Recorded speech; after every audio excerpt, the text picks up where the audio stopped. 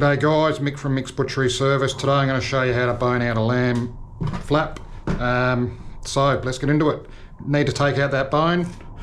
So just peel back the skirt. Take your time. Turn her over. Come from the other side. Peel that back. Get so far and you should be able to just pull that bone straight out, just like that. Righto, there we go. So there's a thin layer of fat just in that section there, so just tidy up the side, make a light cut, and then pull that out like that. Righto, turn it over. So we want to peel that fat layer off, so what we want to do, just cut down the middle, don't go too deep.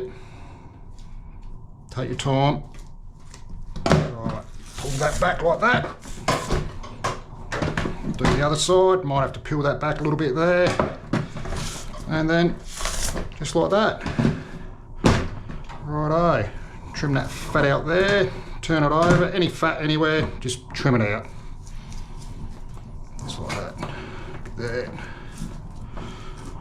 Normally the old flap gets used for dog meat, but with the price of meat, you need to utilise it.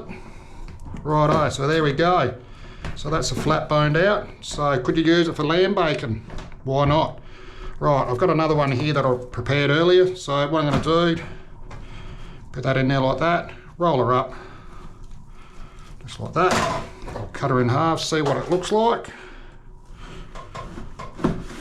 And there you go. Lamb flap roll. So it's going to have a little bit of fat in it, so when you cook it nice and slow, let that fat render out. You could even put a bit of seasoning in the middle of it. But that's it for today guys.